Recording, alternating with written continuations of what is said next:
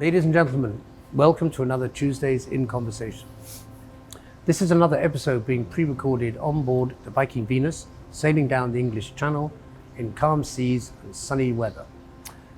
Last night we had the naming ceremony on board ship, and part of that ceremony was an extraordinary thing called an air fountain. And to explain to us just what an air fountain actually is, it's a great pleasure for me to introduce to you its creator, the artist Daniel Wurtzel. Daniel, welcome to In Conversation. Thank you so much, Alastair. It's a real pleasure to be here. Daniel, before we start getting into the conversation, I thought we could just show the viewers the video from last night, and then you can explain what's going on. Okay. So we take a look at it? Sure.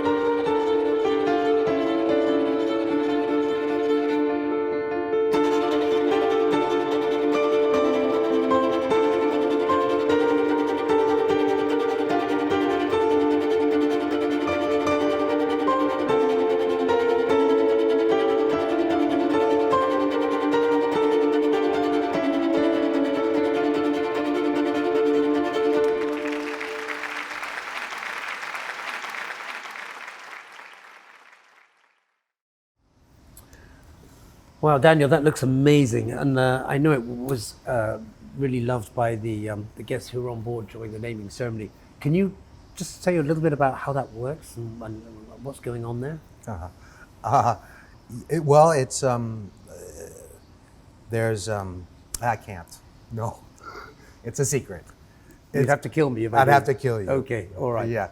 No, it works with airflow and these lightweight fabrics that fly, and they go very, very high.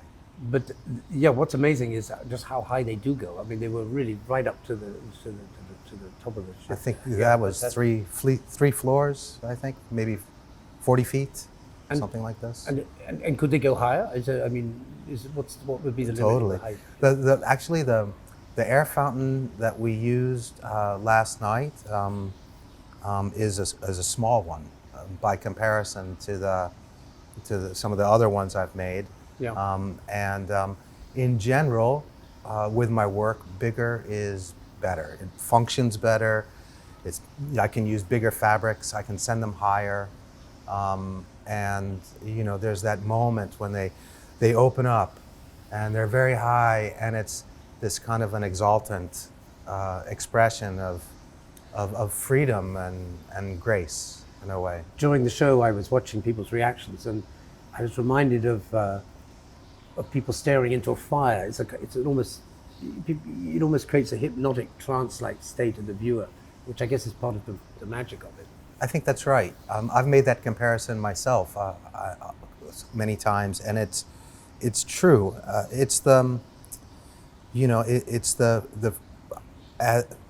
I'm not acting on the fabrics with my hands, and so I've set up a system, an airflow system that will perpetually continue and throw the fabrics or push the fabrics up into the air, and so they're untethered, and we're not used to seeing things that are untethered. We've seen things fly away in the wind, but when you can do it over and over and observe it continuously, right, it becomes sort of something different. Well, that's interesting. I read an artistic statement by you, and I quote, you say you attempt to bridge the conceptual realm and the material world. Can you expand a little bit on that, about the relationship between conceptual and material? So, at the foundation, I approach my work mostly from a poetic conception, and and then try to bring the physics to bear on that. I'm looking for a distillation, really, of elements to only what is essential, and everything else is out. And so, but it takes a lot of. I think you have to go through a lot of complexity in order to get to simplicity. At least I did, and I feel like I've boiled this down to something that's irreducible, and you cannot be any more simple. Like down to its base element. That's right. Yeah. That's right. But the different materials they have different meanings for us and different connotations. And so the work carries. You can use several different types of materials. So the material that you had last night in the show was silk. Am I right? It's a type of It's a type similar. Of, but you could use other material. You work with other materials. Yes, I do. What sort of materials? I work with bird's feathers and fabrics and paper confetti or mylar, shiny mylar confetti. Gosh. Makes a glittery, eye-popping kind of extravagant, atmospheric effect. There's other materials. I started out, actually, my first impulse when I created the system was to use a plastic and garbage from the street, newspapers, and maybe that's because I come from Brooklyn and there's no shortage of that. there, and but it's the taking of something that's almost worthless in a way. It is. It's a throwaway. Styrofoam peanuts, for instance, another thing that'll work. And you repurpose this material, Right. and put it to this use, and it morphs, and it has a different meaning, and a different feeling. Because you talk about, I've read interviews with you where you talk about the importance of chaos and bringing order into it. And it sort of occurred to me that really you're working with something which is not only chaotic, but invisible. It Airflow. is. Yes. And I'm just thinking, couldn't you have made your life harder? I mean, it sounds very tricky, but it really sounds difficult to control. I mean, presumably that's what it's all about. It's about controlling chaos. Attempting to. Or attempting to. Yeah, Right. I don't think it's really possible to control chaos, because by nature it's chaotic, and so it can't really be controlled. Air, like you say, is invisible, and this has been a struggle for me, because as I've tried to figure out what's going on, many times I'm scratching my head and thinking, like, what am I seeing here? What's happening? And you can only infer what's happening with the airflow based on how it acts on other materials. Right. And so I've formed I think a mental construct in my mind. I've learned about airflow in many ways, and you have to sort of learn to visualize the invisible. At least for me, that's Would you say, Daniel, is that there's a spiritual aspect to your work? 100%. Yeah, there is. But the spirituality is not from me per se. It's I'm tapping into, patterns that exist in the universe of vortex and waves, and these are the ways that air naturally organizes itself. And these patterns, are not limited to air. We see them in nature all over. So chaos is everywhere. When you close the door, there's a little vortex on the floor, the whole length of the door that follows the door with the suction that it creates as it closes. As you walk down the street, there's little vortices trailing behind you. We live in this ocean of air, a gas that's moving all the time. And so if we could see it, if we could visualize it. Well, I'm listening to you and I'm thinking, I wish we could see it, because it would look amazing, wouldn't it? There's something called Schlieren photography. I don't know if you're familiar with this. I'm not. It's a way of mapping heat in air.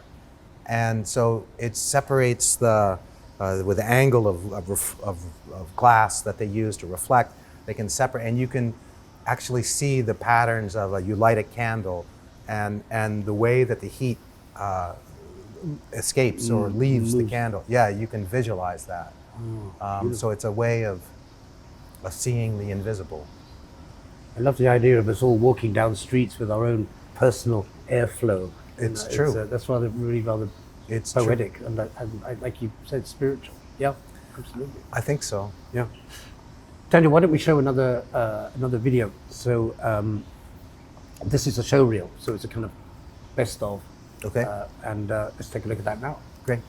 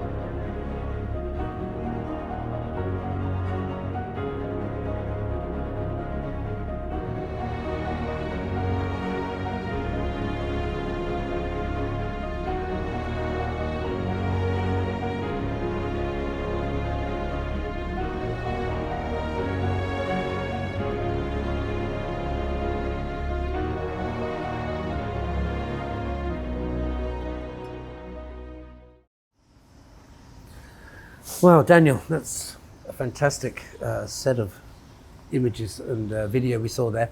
2014 was a big year for you, wasn't it? It was. You were invited to contribute to the closing ceremony of the Sochi Winter Olympics, and you came up with this wonderful idea, and we saw a little bit of it in the clip we just showed, the swirling of the paper. Just tell me a little bit about how you came up with that idea and how it actually worked.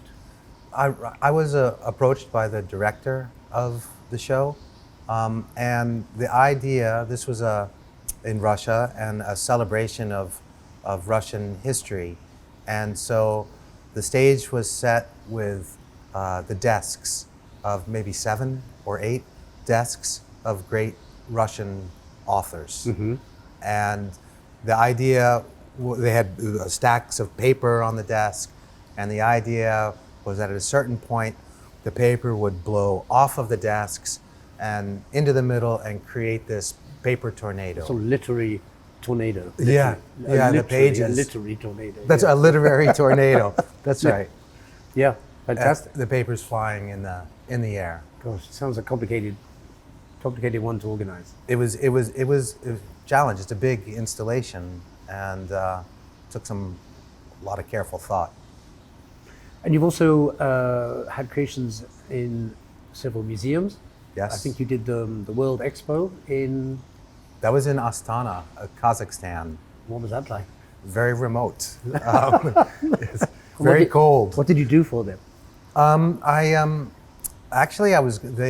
They created a whole like a small city for the World Expo. All right. And one of the central building was a glass sphere that was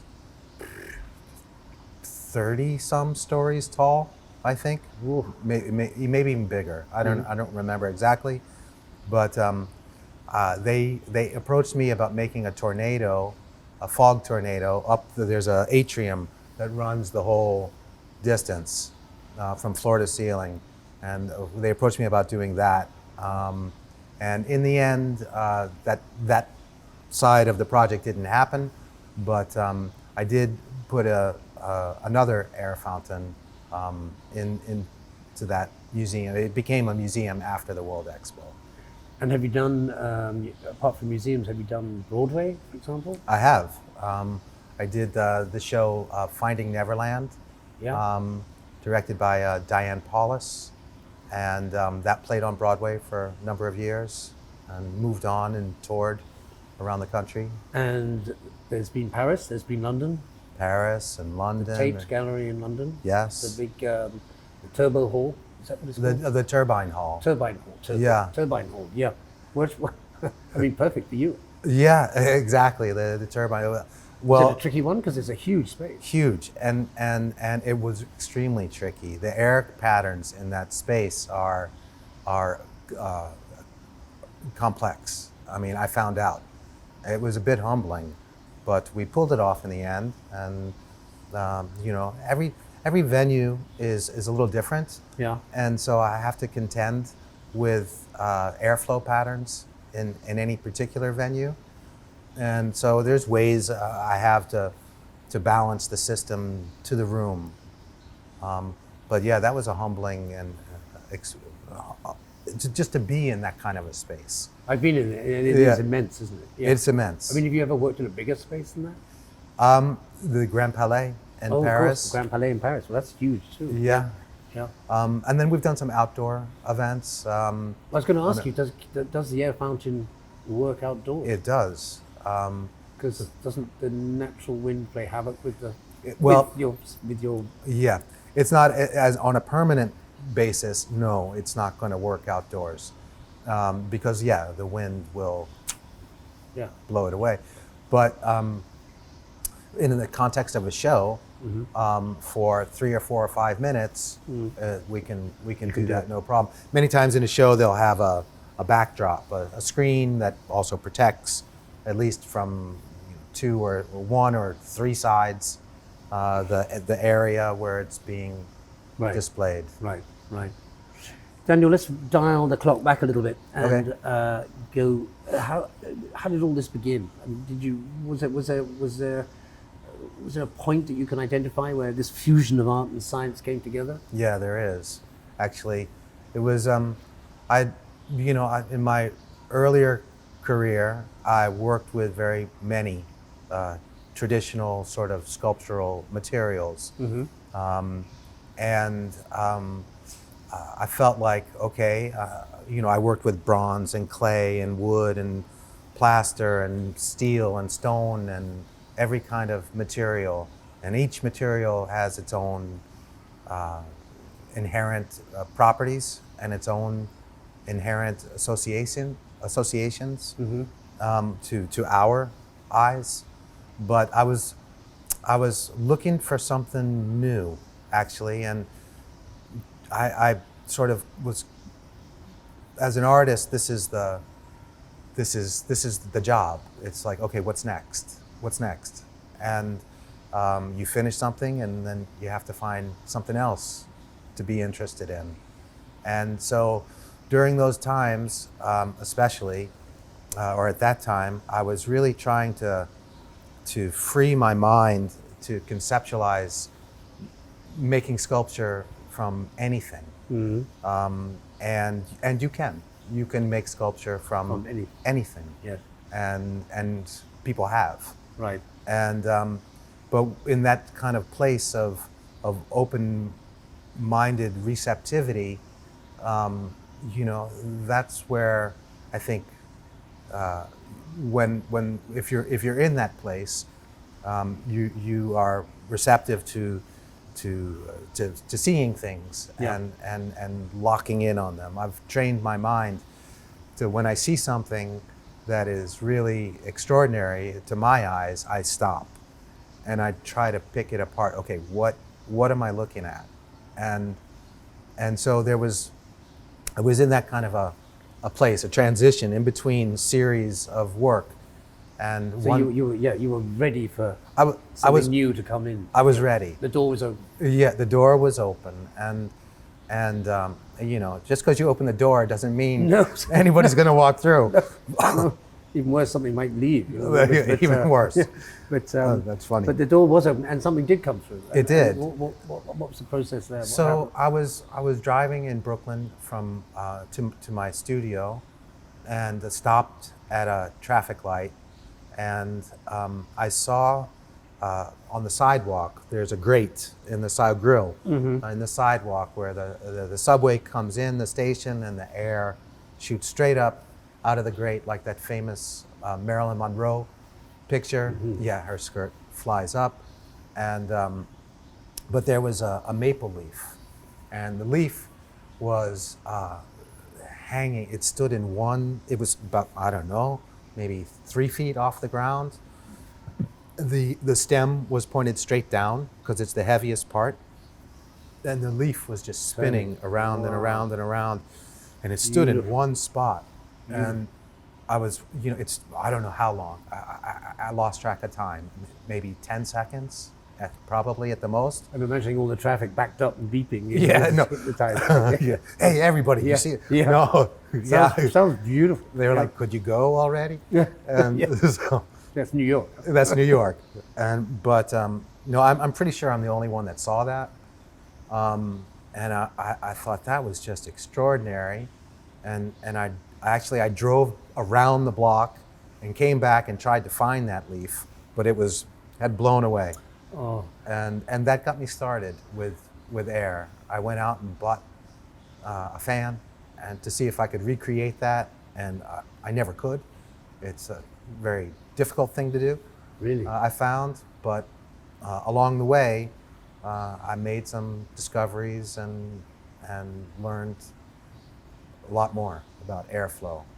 But how long was it before you knew you'd really bitten hard on that biscuit? That you were gonna, that this was gonna, because it's how long ago was this when you saw that maple leaf? That was in 2007. I saw that. And you've been doing airflow since then. It's a major project. Yeah, I mean, at first, my idea was, okay, I'm going to take a fan and point it straight up Yeah. And you put the leaf or whatever on top, and it blows up, and it falls down to the side, Right. and that's it.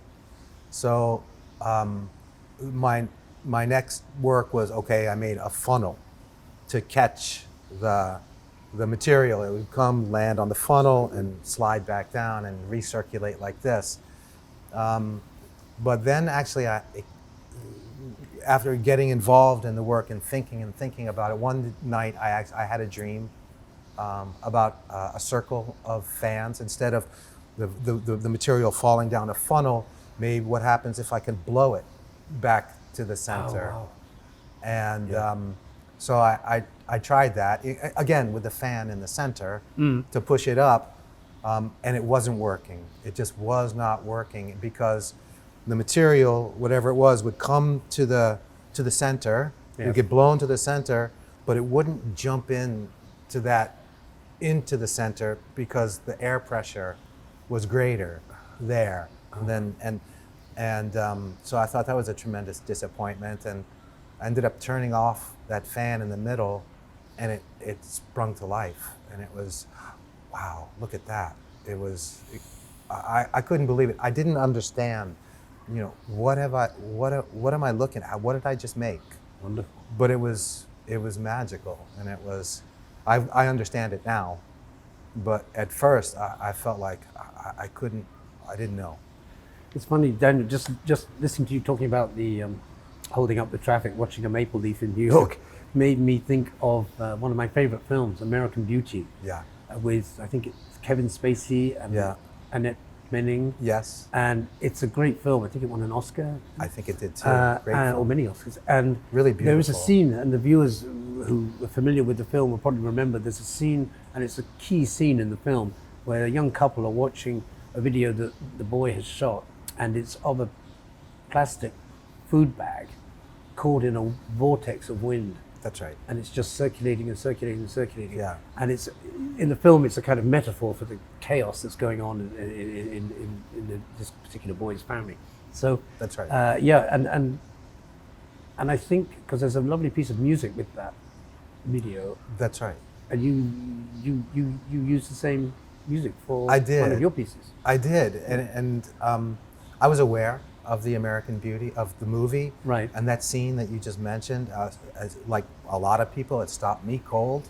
It was like, wow, it's transforming something that's so ordinary into something that's extraordinary, and it took on a life of its own, and there was real poetry in that, to take a piece of detritus and turn it into, I don't know, an angel or a spiritual entity. Because I think there's been times when we've all seen leaves in a whirlwind, Sure. And it is very hypnotic to look at. It's almost like magic in a way. It's wonderful. Yeah. Absolutely wonderful. The music, by the way. Oh yeah. I mean, I looked for. I made the video, and I looked for, I don't know, a week, really hard to try to find music that fit that video, and I could not find anything that came close to the music from American Beauty, and I attached the music to the video with some reluctance, thinking, I'm not sure this is, but in fact, what it did was it gave people another reference point and a point of entry into the work. Oh, that's the song from American Beauty. It reminds me of American Beauty. The connection was there. And I think that in the end, it turned out to be a very positive thing, because it's another dimension, another point of reference for people to bring. In many ways, the more points of reference people have, the better. Yeah, absolutely. Absolutely. I don't suppose you went to study airflow theory, did you? What did you study? I studied architecture, Okay. physics, Right. art, and my favorite course actually in college was astronomy. Astronomy. Yeah, I Wow. loved it. Wow. It's Did you spend a lot of time looking through telescopes? no, it was not a little. But it wasn't, for me, it wasn't about, it was learning about, the various types of stars and star systems and everything from neutron stars to pulsars and quasars and white dwarfs and red giants and Wow. all of these different kinds of things.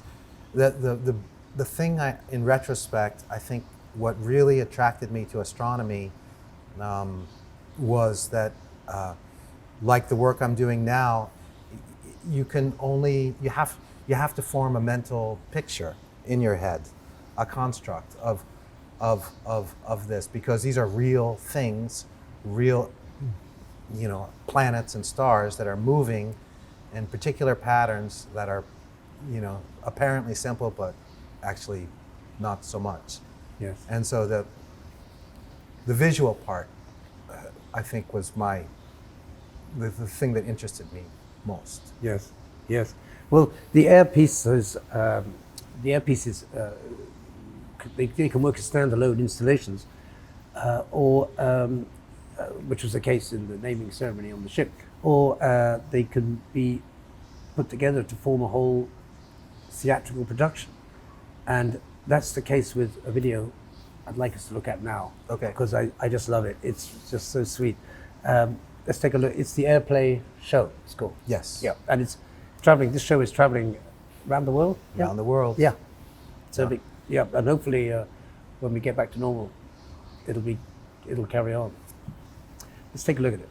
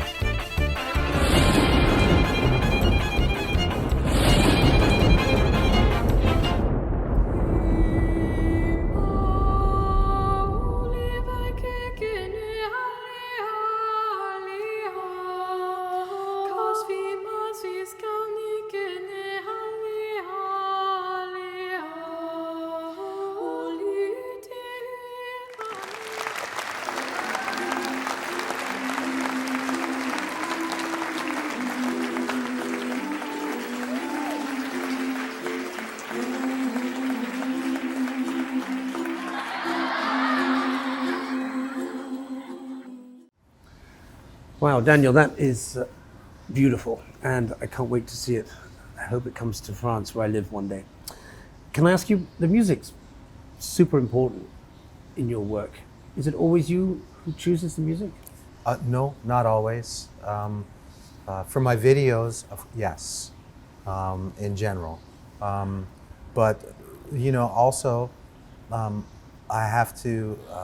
I've been called, to integrate my work into other shows, and that have their own story and their own, music and their own trajectory. And so, in that case, the musical choice is probably not mine. Right. Yeah. Someone said to me yesterday after your performance, Daniel, that they thought your work would be really appreciated in Asia. Have you worked in Asia much? Many times, yeah. And China because there's the and Silk Connection and Korea. Well, yeah, there's, especially in China, with they have a long tradition, a historical tradition with silk. And every culture, I think, has a connection with textiles and fabrics of some sort. So, but in China, this is deep. and the Silk Road, and the whole silk trade. Yeah. So I think that's another point of reference that people bring to the work. I mean, it kind of sits as a bit of an aside, but the work kind of sits at an intersection, I think, of art and science and performance and fashion and dance, and it's kind of, maybe I'm forgetting something, I don't know, but it can go lots of different ways, and that's again part of the beauty of it, is that there's so many touch points, and people bring their own interpretation to the work. Right. As an artist, I don't want to overpower. I don't want to tell people what to think. But just here's this, and you think what you want. Yeah, yeah. Daniel, as I said earlier on, this is a pre-recorded episode of In Conversation, but we did ask around the ship to see what kind of questions people would like to ask you if they were sending them in, as we normally do on a live conversation. Okay. So I have some questions. Can I ask you them? Sure. So let's see what we got. Okay. Where does he source the material for the silk from? So is this, what kind, is this regular silk that I could go out and buy, or it's not silk, actually. Oh, right. It's similar, Yeah. but it's a synthetic. Yeah. Is it lighter than silk? It is lighter than silk. Silk, I tried silk, and I wanted to use silk. You wanted, in the I can beginning, imagine. but it doesn't work as well. It's too heavy, and it collapses down on itself, so it makes a big puddle on the floor, and doesn't really want to lift up in the air. Okay. How long does it take to set the air fountain up? About half a day. It's half a day. Okay. I guess it depends how big it is as well. I mean, are there limitations on size? No. In fact, the bigger, the better. Right. And that's a matter of overcoming chaos again, in a way. Air is. I'm learning. I've been trying to make these even smaller, bring them down to, like a coffee table size. Wow. And it's beautiful. It works, but it's much more difficult. I've learned, and so this is what I spent the pandemic doing. It was trying to make this smaller into something that people could own and have in their houses, and I'm getting close. It's not perfected yet, but it's. I think I've got a way in now. It just occurred to me that particularly during this time of pandemic, we're all now so much more aware of airflow, because the virus transmits through the air, flowing air. And I thought I'd never work again. Yes, I can imagine. That was a nervous moment. Yes. But yeah, it's, on the other hand, I think that there's a huge pent-up demand in the world for live experience. Oh yes, definitely. And and a sense of people do want to breathe and breathe freely, and this kind of exemplifies that. Mm-hmm. Yes. Yep. Which other visual artists does he admire? Do you admire? Right. As a student, I was most drawn to the work of Richard Serra. Oh, I love Richard Serra. Yeah. I saw his, he did a show in Grand Palais where you did yours. He did a Monumenta. Oh, really? Huge steel plates leaning, just touching. Yeah. The thing I like about his work is that it's conceptually super clean. You can't get any cleaner than that. And he's just taking these giant pieces of metal and sticking them just so they balance, and that's it. And so the idea is again irreducible, and it is what it is. And the other artists who I really admire as a younger man, and I met him, I wanted to work for him, was Isamu Noguchi, the Japanese American or American Japanese artist who worked with stone, and his work again, it was he boiled everything down to only what is essential, and left the stone to speak for itself. Did the minimal amount of mark making, human touch, and so it was a play between man and nature, but he would fully respecting the beauty of nature itself.